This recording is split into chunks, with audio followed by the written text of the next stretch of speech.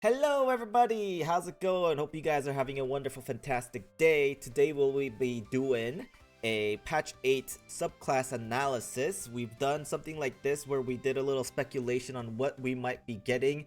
Now we have the full detail on the subclasses, and the patch 8 has been released, so we know these details to be exactly what they're going to be. So let's do a little analysis, show you which ones are good, what to expect, how to build things a little bit. And we will also be doing a little ranking of the subclass tier list for all of them, and then we'll also be doing a multi-class tier list, kind of showing you what kind of subclasses you might want to multi-class. So we are going to start off, we're going to do it in alphabetical order of the class. So we're going to start with Barbarian, and I gotta say we're probably starting off with one of the strongest subclasses there is. This subclass is so insane. The Giant Barbarian basically it enhances your rage. So you're gonna get a level 3. At level 3, you're gonna get a giant rage instead of regular rage, and it's gonna increase your size. It's gonna increase your carrying capacity. This is whether you rage or not. So you're just gonna have that, and you're gonna gain the Thaumaturgy cantrip, which is very useful for some conversations, some social interactions. You'll be able to have an intimidation advantage and performance checks. So this is actually this part, getting big is not that much of a thing, except that your rage damage bonus is doubled on thorough attacks. Now that is quite insane. As you'll see, actually at level 4 you'll be able to get Tavern Brawler, so you'll be able to double your strength modifier on your thorough attacks as well. So if you do that combo, even without adding the weapon damage roll, your damage will be insane. So by level 4 you can have 18 strength, which is a +4. So +4 times +4 that's 2, right? That's +8. Plus you'll have your rage bonus, and at level 4 you'll have a +2 to that. So that'll be another +4. That'll be +12 to your damage, not including the weapon damage. So if your weapon does, 1d8 or about 1d8, you'll end up adding about 4.5 damage to it. That is 16 damage on average just by itself. That is quite insane, and that's only at level 4, right? 16 damage on average at level 4 is quite insane. Not to mention the fact that being able to throw people, that already in itself has crazy value.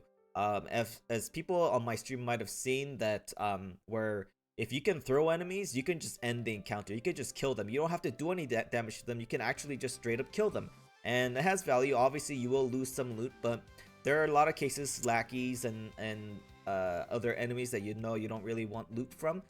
Pretty easy to just kill them without getting anything, and yeah, so that's pretty insane. And at at level 5 you will get Boot of the Giants. You're gonna kick the enemy, and this is gonna be generally a higher percentage chance. You'll be able to kick them further away and heavier targets away, so that's pretty insane.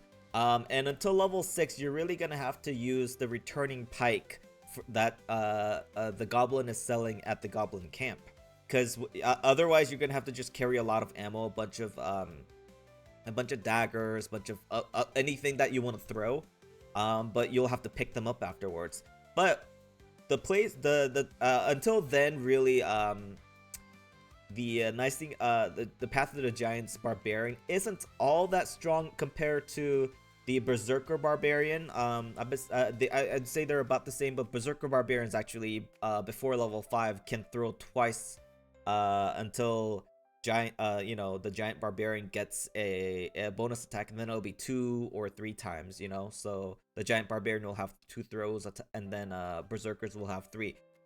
So at this point, why are you going Giant Barbarian? Well, at level 6 actually you get Elemental Cleaver. This is a nice 1d8 bonus damage, and it's gonna be in the attack damage type of acid, cold, fire, lightning, or thunder damage.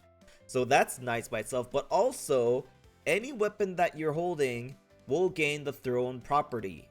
Okay, so you can throw you can always throw anything you want, but the thrown property will be added. It'll allow you to throw weapons, and it'll be counted towards the Giant's Rage.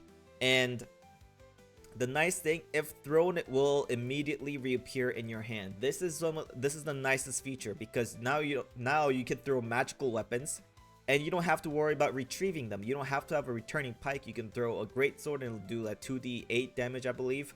That's pretty good damage by itself. And I've done some math without even including the weapon damage. By level 9, you'll be doing plus 19 damage. It'll be plus 5, plus 5, plus 3, plus 3. And then there was something else that gets added afterwards. But yeah, that's quite insane. I think that's like a plus 3 weapon. But that is quite insane. And then at level 10, you get Mighty Impel through a creature or object that is medium-sized or smaller. This one isn't as big of a deal. You could always throw people. This is just, but it is nice that you get to throw people as a bonus action. Now you can always shove and kick, as a bonus action. So this doesn't add necessarily a lot to your kit. I'd say if you plan on multi-classing, you want to get to level 6 and then maybe start multi-classing. I have some interesting builds that I might try out on my stream. If you guys want to see what I do with this build, follow me on Twitch or on YouTube and you'll see what I might do here. Okay, so let's go here to the subclass tier list. We are going to add this one. This one's gonna be an S tier straight up. It is one of the strongest classes. It just does flat damage. There's no variability. It's reliable. So plus 19, and then if you're throwing like a level 6, if you're throwing like a greatsword or something, that's doing 2d8. So that's an average of 4.5 plus 4. That's an average of 9 right there. So imagine doing 28 damage on average. I mean, like, well, yeah, it's pretty much guaranteed like 28 damage, just flat every attack. So 28, that's what is that, 56 damage on your round, and you're very likely to hit. You're increasing your strength, your barbarian, like you're going to have advantage a lot of times. That is quite insane. Plus to include the fact that you're just gonna be able to kick enemies and throw them off cliffs and stuff. So that is quite insane. And I will say I was a little bit disappointed on the initial analysis that we had. Well, at least what it ended up being. The giant barbarian, we thought it was gonna have, they're gonna have some sort of a strength steroid or something, but they don't. However, if you're going for throwing builds, it's not bad. You will always so based on having elemental cleaver, you'll never always have, or you'll never be at a place where you have this a resistance or immunity that affects you too much. You'll always be able to do some damage with your attacks. So this is actually very, very nice, and so it's reliable. And being able to, if you're doing a throwing build, obviously this will be an S tier, but on average I will say that this build, in terms of multi-classing, really you only want to do for a throwing build, so it's a B tier here. It's pretty close just because that's good by itself in general, but it's a B tier because it's very niche. You have to specifically do a throwing build for it to be really useful, or like a yeah. So that's exactly how that is. Okay, the next one we're gonna be looking at is the College of Glamor for Bards. This is a Bard subclass. And so with Bard, you're gonna get Mantle of Inspiration at level 3. Imbue 2 allies with your Vigor and grant them 5 temporary hit points. If they're hit with a melee attack, the attacker becomes charmed. Okay. So this is quite interesting. This is a pretty good protection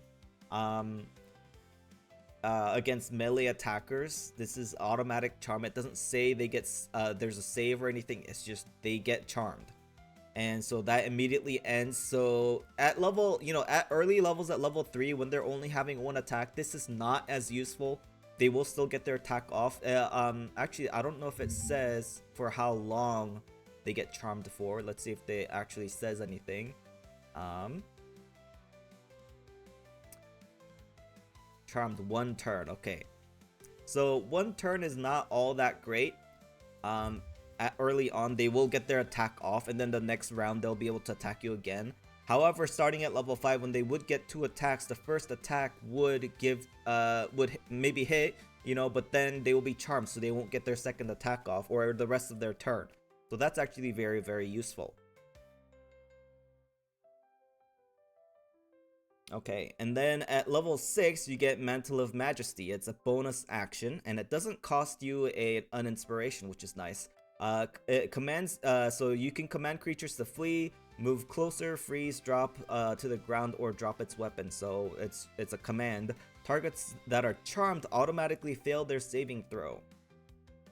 Okay, so automatic command on charmed targets. That's pretty decent. This class you'll see, the subclass you'll see is going to be very, very supportive, right? It's going to just disable enemies as much as possible, and dropping weapons, for example, like when you're going against ogres and such that have giant weapons and you just make them drop it so that they have to do like unarmed attacks, it's going to trivialize that that battle. So, and you know, and anything really. So you're going to be able to disable a lot of melee enemies, and then potentially just completely stop one of them from doing something, or make them drop their weapon, whatever. That's pretty nice, and it's gonna be granting temporary hit points, so that's pretty nice too. And this is actually going to your temporary hit point thing will increase. Yeah, and then the number of targets, it looks like, goes to 3. So from Mantle of Inspiration, you start with 2, and then at level 6 become 3. And level 10 you get Mantle of Inspiration, bonus increases to 11. Actually, it's not even a different feature, it's just your Mantle of Inspiration. The one thing that everything relies on, it's gonna go up to 11 temporary hit points, target increases to 4. Okay. This will pair well with other charm spells or abilities, such as using tadpoles. So that's gonna be pretty useful. And then you can always use something, you can do a pretty disgusting combo where you cause difficult terrain such as web or spike growth, and you can do command grovel, and they can't move. It'll just take, you know, they'll have to stand up, and then they can't move because the difficult terrain reduces their movement by half, and then when you're groveling, when you're prone, that also reduces your movement by half. That means you have 0 movement. You get up, and then that's it, and then you get charmed again and again and again. So that'll be quite interesting. This can keep many this can keep enemy melee only able to hit other melee people, which is really, really nice. You know, if your melee people want to stay at melee range, and also your range people want to stay at ranged, and you want the melee people to just be the front, and people to not be able to ignore the melee people. You know, sometimes they have melee characters that try to ignore the front line and go past and hit the range champion, not champion, sorry, that's my League of Legends thing coming out. So they're gonna try to hit the ranged characters because they're dangerous and they're squishy, but with this kind of combo, they won't be able to get past your melee characters, which is pretty nice. And it'll also halve their damage by if you use Mantle of Inspiration, so that's pretty nice as well. Okay.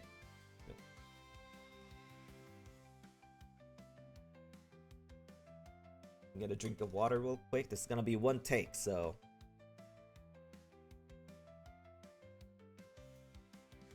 Alright, and in terms of rating this, College of Bard, or College of Glamor, I believe. The College of Glamor, I would say this is gonna be like a B tier.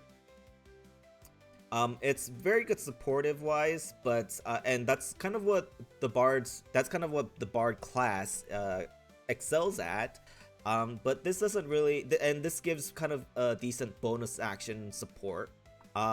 It's not that great in D&D. Generally, the best thing to do is to disable enemies by I mean, massive disables are nice. However, this has a condition of getting hit by melee attacks. In D&D, it's just better to kill the enemy. Like, no enemy is no damage, right? In terms of multi-class, this is gonna be like a D tier or C tier. You may be able to make some combos work with other charmed effects that you can get from other classes. Otherwise, it's really not that amazing. I would even put this, I would say this is a D tier subclass. It's not that amazing. Okay, and then next subclass we're gonna look at is the Death Domain Cleric. And let's see here. I didn't even take much notes for this subclass because it was just okay. You get a martial weapons proficiency. I don't know how much you'll be making martial weapon attacks as a death domain cleric, to be honest. Especially because you'll get they give you a decent bonus to your cantrips. So level 1 you get Reaper, your necromancy cantrips that can only target one creature, can target an additional creature. So that's pretty nice. I believe this is at any range. Let me see real quick. Okay, yeah. So this doubles your cantrip damage, which is really nice, which is why you would never really use weapon attacks. Okay, in fact, if you can multi-class this with a sorcerer and you do quickened attacks, you can quicken spells, then you can target 4 times. That's actually pretty nice for a cantrip. And it would only, I mean, you know, quicken spell obviously has a pretty high sorcery point cost, but other than that, this will actually be targeting a lot of people. This is kind of on par with maybe the Eldritch Blast build, where you can just do a lot of damage. This is going to be doing quite a bit of damage with just cantrips. That being said, necromancy or necrotic damage is resisted sometimes, so that's not it's resisted more often than force damage, and so it's not as reliable. Now you're gonna get these spells for free at level 1 as well. The Bone Chill, which is nice, it's a cantrip. And then False Life and Ray of Sickness. Now only Bone Chill here is necrotic damage. Ray of Sickness and False Life is just a first level spell. And then at level 2 you're gonna get Channel Divinity Touch of Death. When you hit a creature with a melee attack, you can use your Channel Divinity charge to deal extra 5 plus 2 times cleric level necrotic damage. So at maximum this will do 17 more damage. For a Channel Divinity, it's not that useful, to be honest. You know, one time, I believe you at this point later on you have 2 Channel Divinity charges maybe on a short rest, so it's nice, it's something, but it's not the best. And then Touch of Death, when you hit a creature with a melee attack, you can use your Channel Divinity to deal extra necrotic damage. So this is why you may want to use some melee attacks, but to be honest, I don't know how valuable this is. This is same amount of damage with your melee attacks. But yeah, you can do that with your with your cantrip as well, I believe. Oh, actually, this is just with your melee attacks. So really not that useful. And at level 3, you gain additional spells from your domain. They're always prepared, blindness and ray of enfeeblement. Okay, those are okay spells. Level 5 domain spells, you gain additional spells from your domain, so same thing. Animate Dead and Vampiric Touch, you know, going along with more necrotic stuff in general. To be honest, Death Domain, it doesn't seem like they're that amazing so far. Level 6, Inescapable Destruction spells, you cast ignore resistance to necrotic damage. So now if you really wanted to go Death Domain, and if you wanted to multi-class, you want to at least make it to level 6, because this will give you resistance to necrotic damage. It is very important to have this because a lot of creatures have necrotic resistance, especially in Act 2. But you'll be able to get to level 6 before Act 2, so that's pretty nice.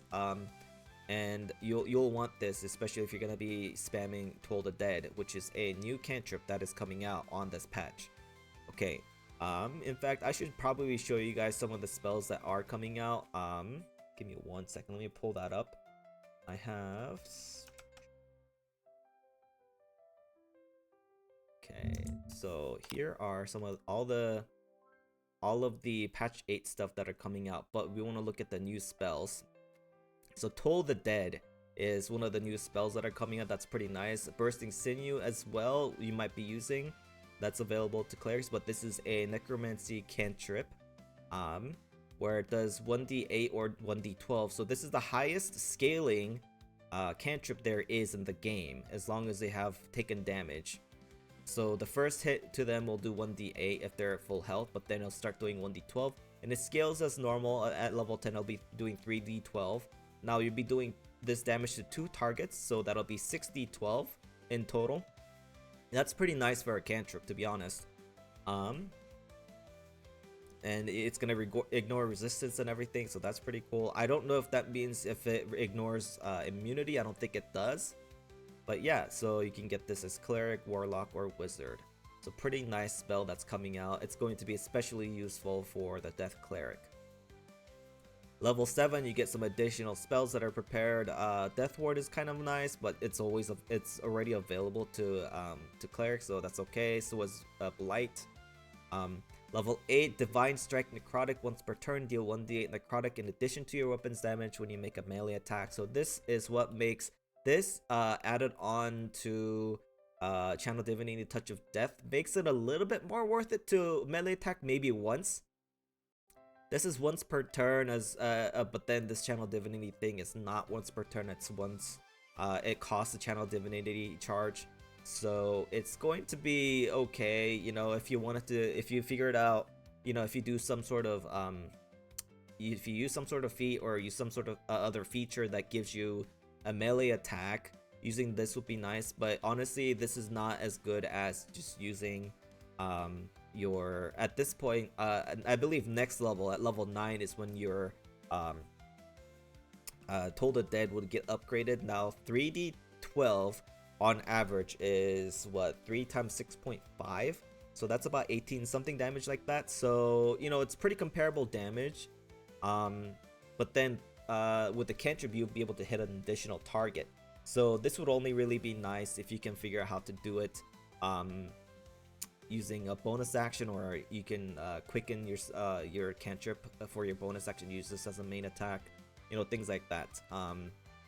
Because at level 8 you would so you'd have to get to level 8 to use this feature, and then there would be no other way to get extra attack, right? You have to get 5 levels in another class, so it would really be difficult to get to this, and at the same time make it worth it. Your weapon damage, if you're not using 2 attacks per round, that's really not worth it.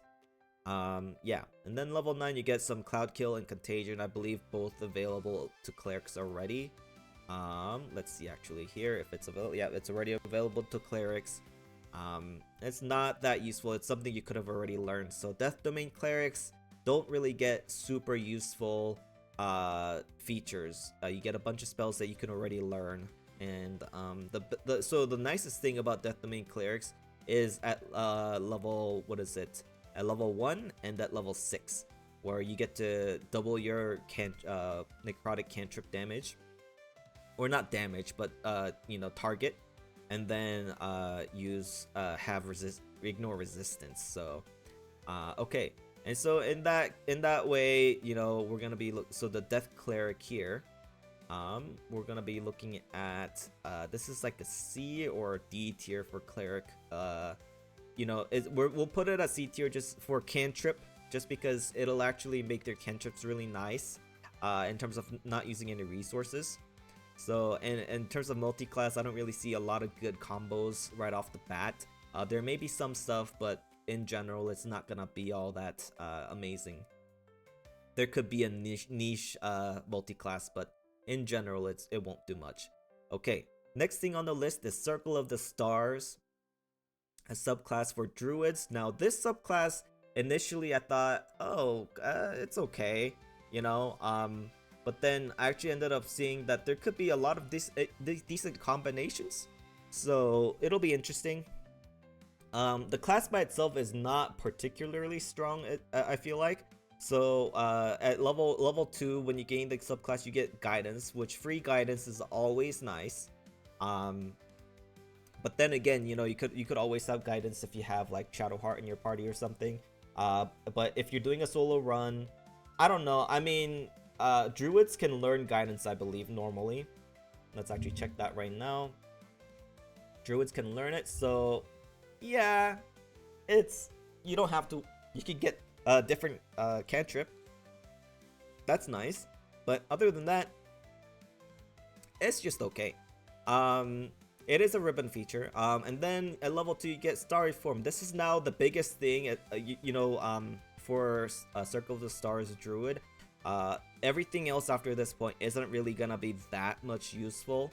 At level 6 you'll actually get a nice feature that's kind of good utility, but Other than that, so at level 2 you get Starry Form. You don't really, you use a Wild Shape charge, but you don't actually become a creature. It's kind of like the Spores Druid, where you just kind of buff yourself, and you can choose one of 3 forms here.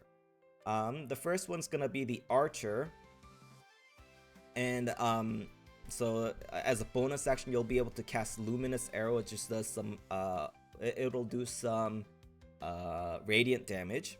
And then you can pick Chalice, and it's going to give you some healing, extra healing. Whenever you cast the healing spell that consumes a spell slot, you can cast Chalice Healing, which Chalice Healing is a class action which lets them heal themselves or other creatures. So it gives you a bonus healing 1d8 plus wisdom modifier, so plus 5. This will be average like 13-ish hit points. So it's not bad, but it's not that useful either.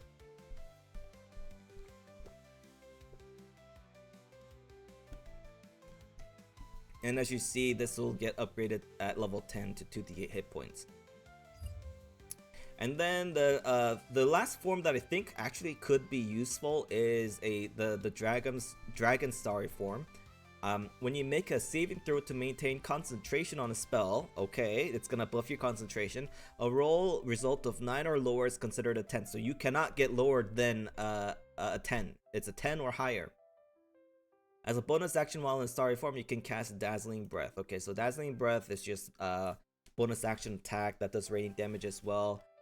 That's whatever, but the most important part for this is that we have another way to increase our concentration checks. It's going to, so let's say you are a sorcerer and you have you also have 2 levels in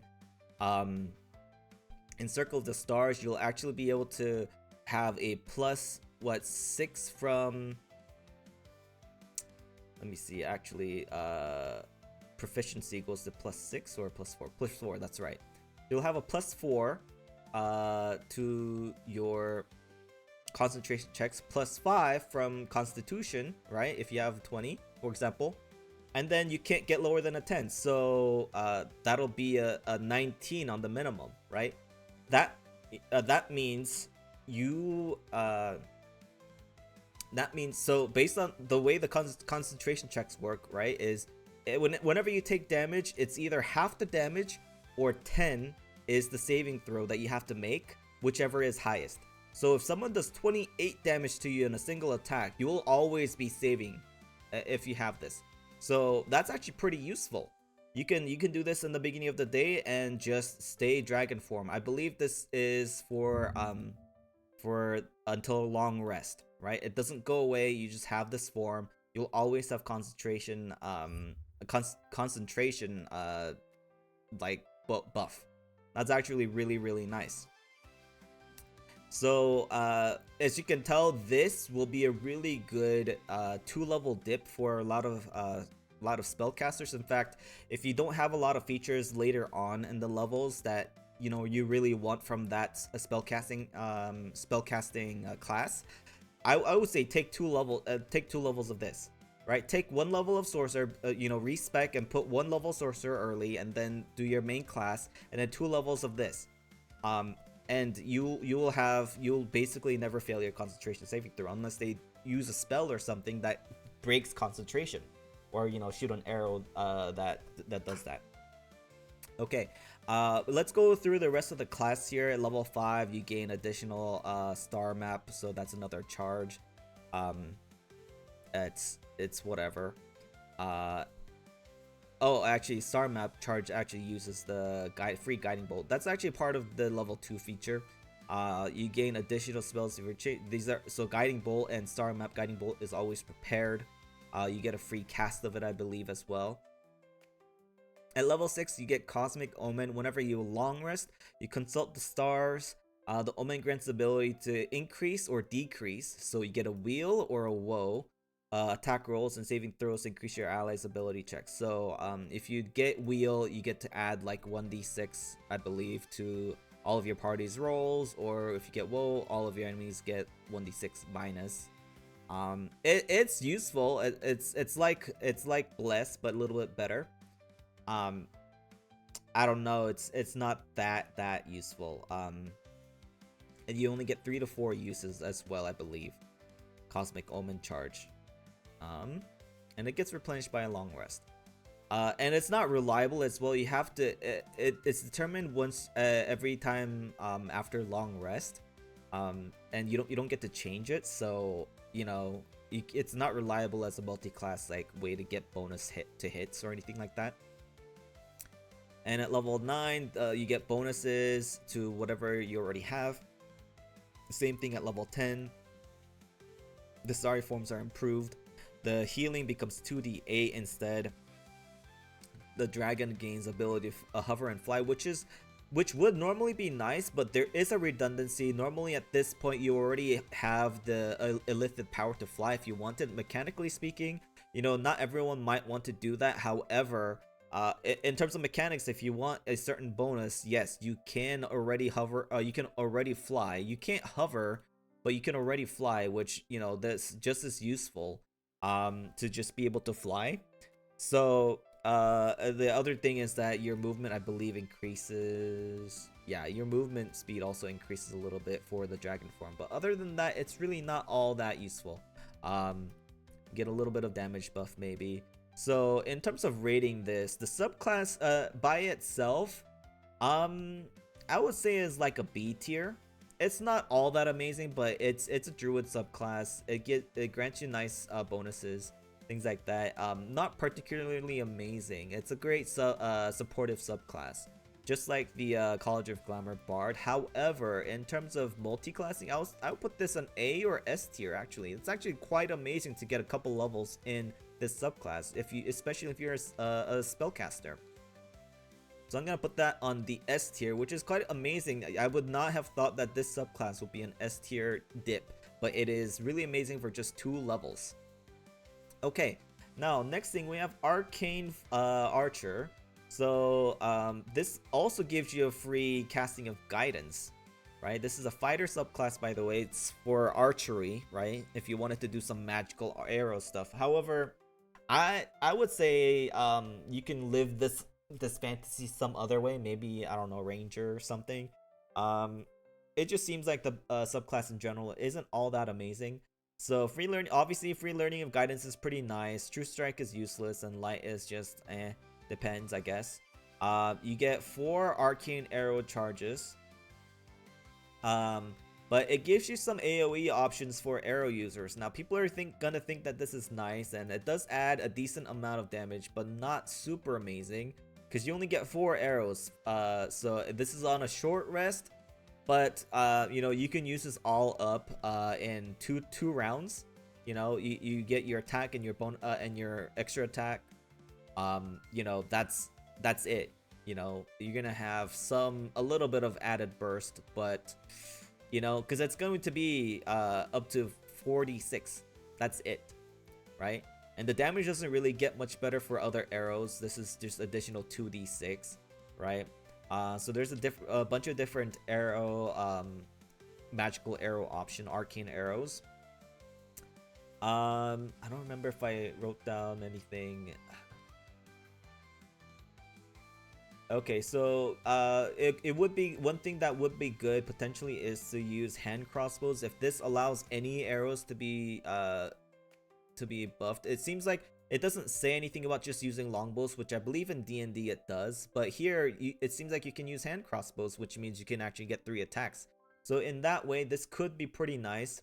You can also potentially, if you do that, get 3 levels as a thief rogue to get an additional bonus attack, which will give you 4 attacks. Yeah, that you can use with this. So using all 4 of your arcane arrows, and then that'll be it. But at least it'll have a good burst early on.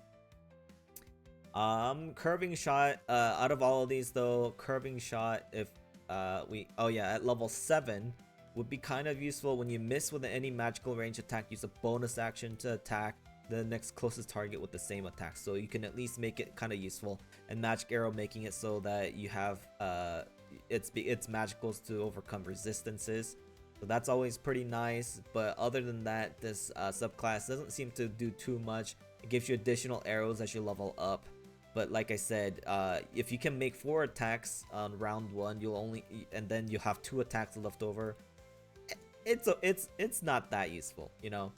But you know, of course, you can always add other arrows to it, like the fire arrow and stuff like that to add additional damage. But no, you know, we all know that there are limited amounts of them, so it's not as reliable. This subclass for me, honestly, I would say this is like a C or a D tier. I mean, like, the base class by itself is nice, but the subclass doesn't really add all that much. I would rather go Battlemaster, to be honest, and that adds more damage and utility than this subclass. I don't really see a lot of different multi-classing option either, so I'm gonna put this at D tier. Okay. So, after the Arcane Archers, the Way of the Drunken Master. Okay, so for my notes, let's see. So this is gonna be a little bit of a better flurry of blows. It's gonna be a kind of a hit and run style, and lots of niche useful features. Nothing too noteworthy though. So this subclass at level 3 it gets Cheeky Tipple. You're immune to negative effects of being drunk, so you get to be drunk, which is kind of fun. You know, there's a lot of good story and role-playing options here.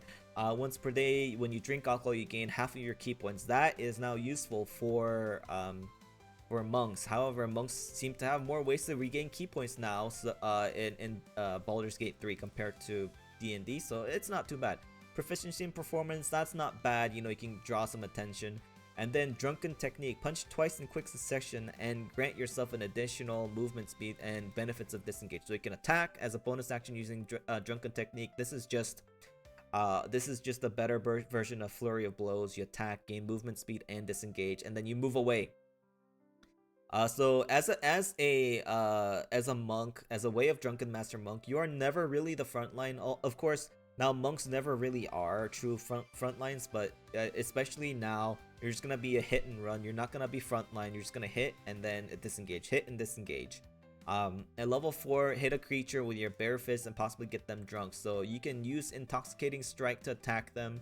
It's gonna cost a key point. You know, it's gonna be kind of expensive to keep using all of these key points. Even with a little bit of key restoration, it's not gonna be all that fun to have to do this all the time.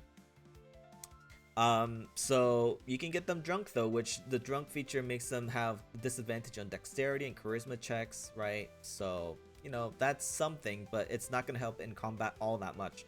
Level 6, you're gonna get Leap to your feet when you are prone. Standing up only uses a little bit of your movement. That's not that useful. Redirect attack though is a little bit useful. When a creature misses you with a melee attack, you can spend 1 key point as a reaction to make them attack a new target if possible. So this is kind of like the missile feature, what's it called again, that monks get.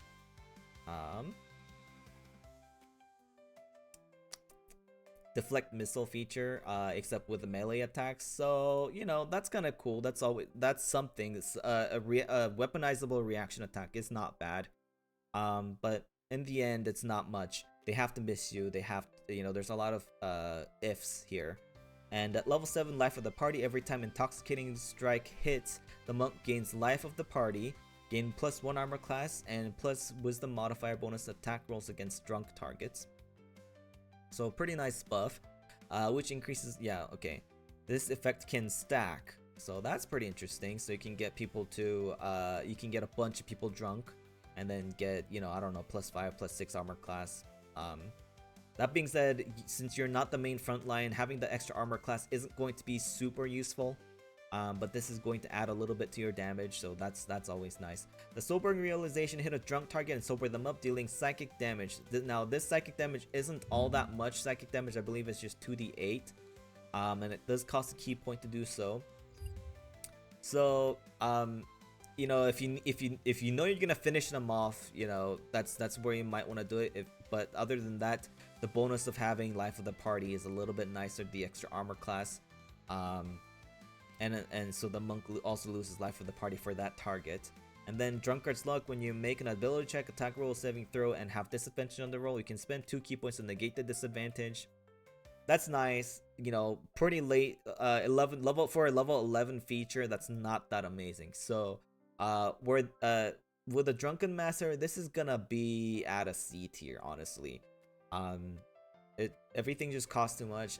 Multi-class wise, this is a D tier. It really isn't gonna do much. If you want to do a hit and run style, I guess you can become more of a C tier as well. If you wanted to get in there, attack, and then get a free disengage, but it's not free. That being said, even a 3-level dip into a rogue might be better because you get a free bonus action disengage. This will actually cost a key point. So honestly, yeah, I'm gonna put it a D tier. Multi-class wise, that's not that amazing.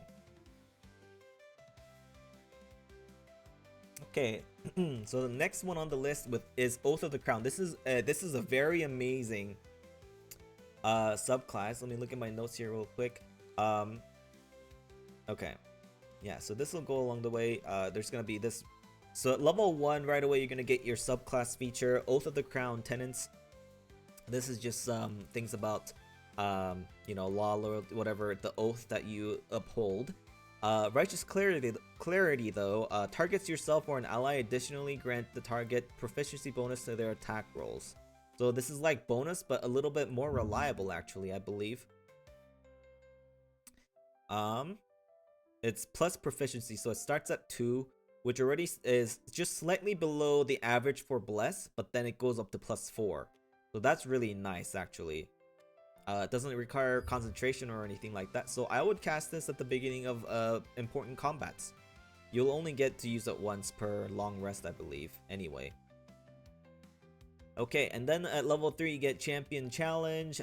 Challenge the enemy around you, compelling them to attack only you. Any attacks they might make against other targets have disadvantage. So that's really nice. This you'll notice that Oath of the Crown is really going to be the tank. But then also it seems like it'll actually deal decent damage too. But yeah, you can really just have a soft taunt to make people want to only attack you. Shout out, now we get Turn the Tide out as well. Shout out and heal all nearby and non-enemy creatures. This is not really gonna be as useful as Champion Challenge, but of course, depending on the situation, there's always use for it. However, Champion Challenge is just going to, since you're going to be generally using Champion Challenge at the beginning of combat, this is going to be you know, you're not really going to have as much option to use Turn the Tide. Okay, you're going to get some oath spells. Command and Compel Duel, it's not bad. Compel Duel actually does similar things as Champion Challenge, but it requires spells like requires concentration. You're probably not going to use that, especially when you could be using Righteous Clarity plus Bless at this point to give yourself a plus, like about plus 4 to hit every attack early on at this level 3. Actually, yeah, that's gonna be starting at level 1, but yeah. And then at level 5, you're going to get Warding Bond and Spiritual Weapon, which is a very nice couple of spells here. Warding Bond is really nice. If you another nice way to tank. It only requires it's a 2nd level spell, and you don't need to ever upcast this, which is nice. Spiritual Weapon is also nice, creating another body, creating another attack every round. It's always useful. A lot of times enemies will focus pets or like spiritual weapon, like little summons like this, which is nice. More ways to tank, other ways to tank, you know, not directly, but people will be targeting this. You'll be taking half damage from stuff with Warding Bond, like taking away damage from your ranged characters. So that's always nice. And then at level 7, Divine Allegiance, when an ally within 1.5 meter takes damage, so in your kind of aura range, you can use your reaction to magically substitute your own health for your allies. So another way to tank. This is now a direct way to tank, a direct way to take half of the damage. What is it? No, you can substitute your own health for your allies. Okay, so it's actually the complete hit. Right, okay, sorry, I don't know, I was getting confused with something else where you might be able to take half the damage, but that's actually just Warding Bond. So this is really nice. It's a direct tank feature, right? You don't get a lot of those in D&D or in BG3, but this is a way for you to take away damage that someone would have taken, and as a paladin, you generally have pretty decent health. So this is really nice. Okay, and then level 9, you get Spirit Guardians at level 9 in Crusader's Mantle. This Spirit Guardians is really insane. Being able to get Spirit Guardians as a paladin you're already going in melee with people, and this will be scaling with charisma. You'll be able to do some interesting things with this. You'll be especially if you can keep the concentration. Now, paladins aren't the best at maintaining concentration, but that being said, we did think of a couple of ways that we could increase our constitution saving throws. Obviously, we always have Warcaster. That's really nice to have advantage on concentration saving throws, but then we can add a couple levels of Circle of Druid. We can have one level of Sorcerer, things like that, and suddenly we're like not losing any concentration. And we'll have Spirit Guardians up the whole time, even though we might be casting this at a lower level than other classes.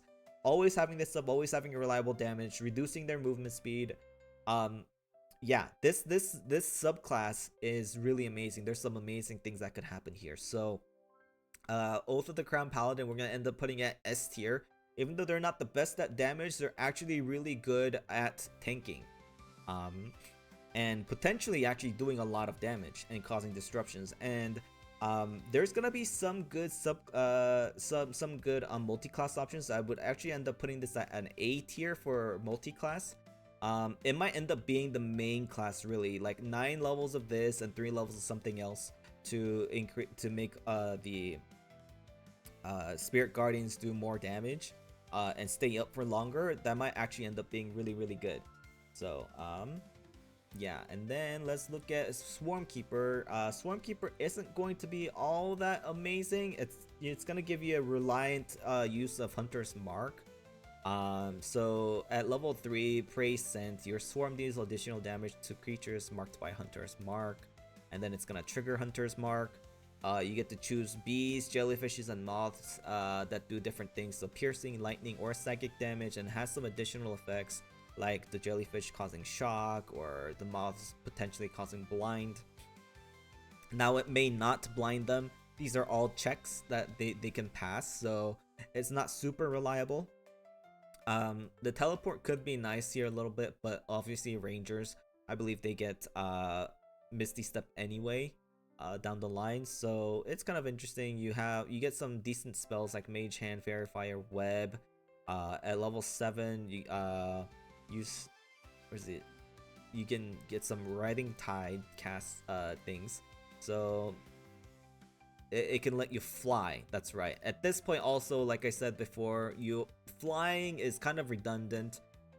You already get that as an elite power potentially, so mechanically speaking, even if, you know, obviously you may not want to do that for role-playing purposes, but if you're thinking about mechanics solely on mechanics only, really you're not looking at getting other flying effects. It's really redundant.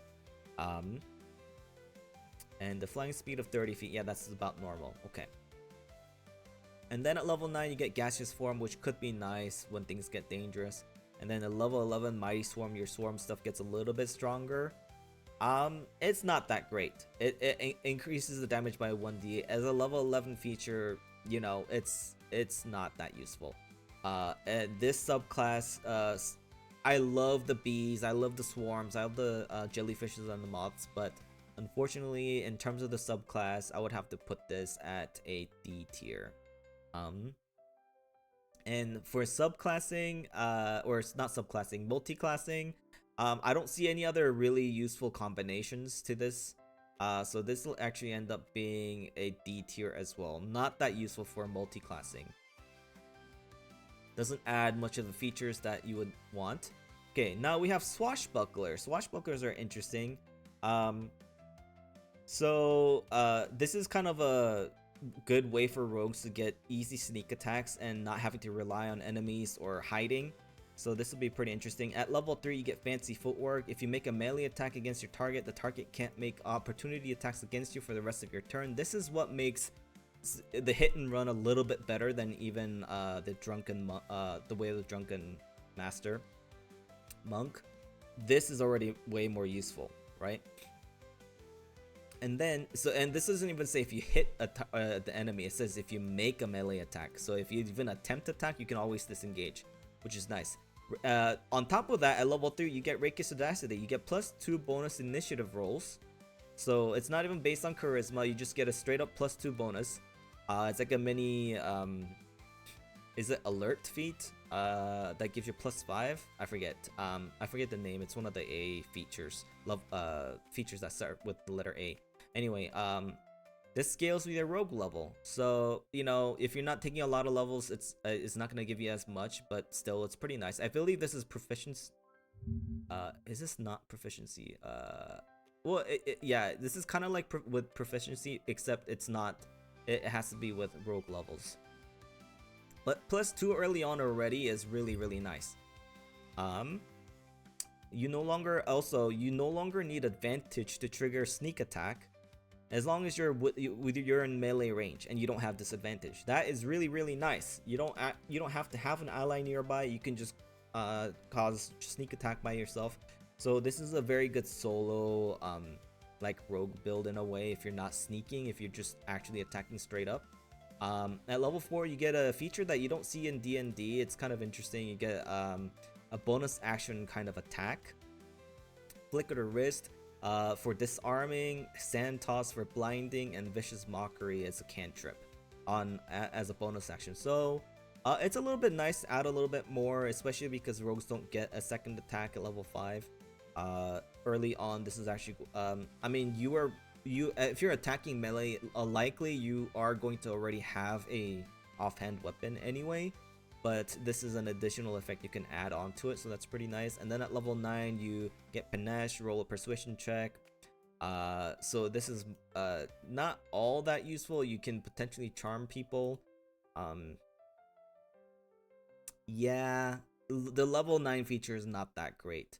But level 3 feature is really nice. This could be something that you kind of multi-class to get additional initiative and sneak attack damage. This class, I would say, is like a B tier or A tier. It's already pretty useful just by being a rogue. I would say like the very front of B tier. And multi-class wise, it's not the most amazing. It should be like a C or a B tier, maybe late B tier.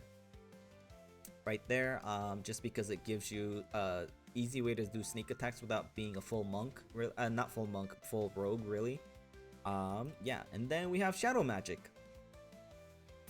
Next we have shadow magic. Shadow magic is actually pretty nice. You can see in the dark up to 24 meters, 80 feet. That's pretty nice. And then also at level 1, after reaching 0 hit points, so when you get to 0 hit points, you regain 1 hit points instead of being downed. That's actually really nice. So this is once per long rest, I believe. Just being able to resist death once could be a game changer. That could let you run away, whatever, or kill an enemy. And at level 3, you could cast darkness at will. Using, what is that? Using your spell. Oh yeah. So it's always prepared. And then if you use 2 sorcery points, you cast Eyes of the Darkness, which is darkness spell, except you can see in the darkness. That's really nice. It would have been nicer if they could just let us have this without having to use 2 sorcery points. But being able to hide in darkness is extremely powerful. Enemies won't be able to hit you, and you'll be able to hit them with advantage. It is amazing. And then at level 6, you get Hound of Ill Omen. You get to summon forth a creature of darkness, and this thing is basically invincible. Unless it gets hit by a radiant attack, it will survive forever.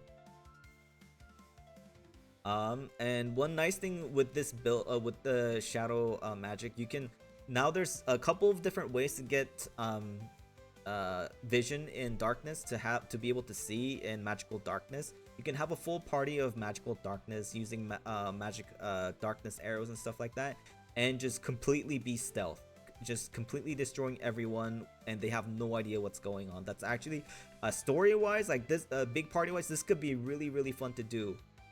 So and you'll see there's gonna be melee options, there's gonna be ranged options for this. This is gonna be amazing, so watch for it later in the video. Let's see. In a way, the Hound of Ill Omen is slightly nerfed. It doesn't cause disadvantage, I believe. But otherwise it's really good. This class also can be just good as a 1-level dip here.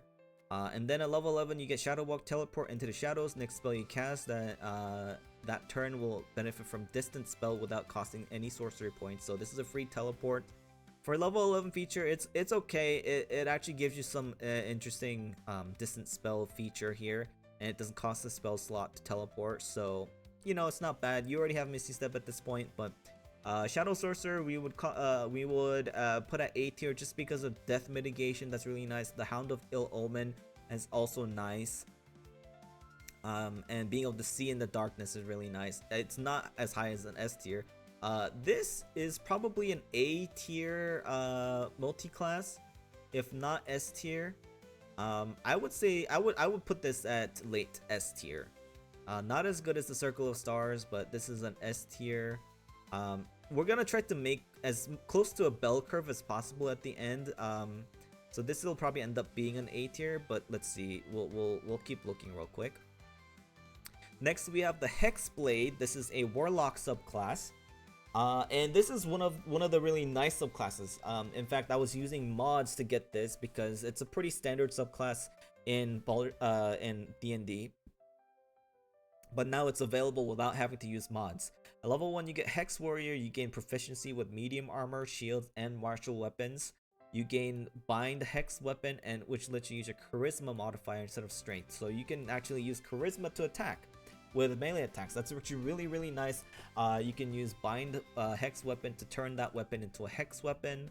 And then you get Hexblade Curse. You can actually cast it and curse someone to deal additional damage equal to your proficiency bonus. It's kind of like just Hex, except it's a flat number. And the number you need to roll critical hit to that target is reduced by 1. And also, one thing really nice that's not in D&D that is in Baldur's Gate 3 is that you can actually cause you can actually apply a Hexblade Curse at like a 20% chance to enemies that you hit with your Hex Weapon or Bind Hexed Weapon. That's really nice. That's actually, you know, every 5 hits, you know, every 2 or 3 attacks, or 2 or 3 rounds, you'll be able to apply Hexblade Curse. So that's really good. Obviously you get Shield and Wrathful Smite, but Shield is not as useful as a Warlock just because it costs. It's the your spell slots are all up casted, except it doesn't have any upcasted bonus, so that's not gonna be that amazing. At level 3, you get Blur and Branding Smite. All the smites are pretty useful. Actually, I don't know if Wrathful Smite scales that high, but yeah, you get extra attack at level 5, which is really good. But you were already gonna get that with the Blade of the Pact option, which you should take for this subclass. Blink is nice, Elemental Weapon is nice. You choose whatever you want, but honestly, a lot of times I think you'll be using Darkness anyway. The level 6, you get a Cursed Spectre. You get to create an army basically. You just get to summon specters after you kill them that kill people that are cursed, which happens quite often, honestly. So this is pretty nice. It doesn't work in constructs, elementals, oozes, or plants. They're not like moving creatures, or it's not alive, but it's just additional ways to create more bodies on the field. That's always useful. And then level 7, you get some additional spell spells that you could choose from. Greater Invisibility is nice, of course. And then level 9, you get some additional stuff. And then at level 10, you get Armor of Hexes, which gives you, using your reaction, you can reduce, you can dodge an attack with a 50% chance. So that's actually really amazing. If you have already, you know, they're already trying to see if they can hit you by hitting your armor class. It reduces. So let's say you have, they have a 70% chance of hitting you. So the remainder is 30% chance to miss, right? That's cutting that 30% into half again. So instead of 70% chance of hitting you, it's 55% chance of hitting you. And it's just cutting it down by half again. No, I'm sorry, it's not. That's not the math. If they have a 70% chance of hitting you, it's actually more like 35%. It's half of the chance that you already have. That's really amazing, actually, already. Chances are they're gonna have disadvantage on you again because you're a Warlock. You're likely going to have Devil's Sight and use Darkness, so it's gonna be very hard to hit a Hexblade Warlock if they get to level 10.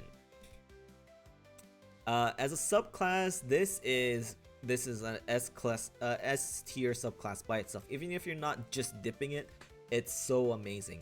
But that being said, this is also an S tier multi-class. Okay, this goes in front of this. It may even go in front of the Circle of Druid, honestly, because it only requires 1 level dip to be really useful compared to a 2 level dip here. That's mainly the reason why this the Shadow Magic Sorcerer is so high on the list. Because even though it's not as great of a multi-class subclass, it only requires 1 level dip to get what you want. Okay, this video is getting long, so hopefully we can finish this soon. This is the last one, but not the least, the Bladesinging Wizard subclass. An amazing subclass, okay? Okay, so this is Bladesinging. You get at level 2, you get Bladesinging. You get 2 charges, and it's replenished on long rest. I believe it's going to be based on proficiency number of charges. Yeah, because it's going up, and they may have made it based on the wizard level, but anyway, 2 is still useful. You just use it on important battles. You get Blade Song. Now when you use your Blade Song, you gain proficiency bonus to armor class. So this in D&D is based on intelligence. Now it's based on proficiency bonus, which means you only need a 2 level dip if you want to just use Blade Song and gain additional armor class.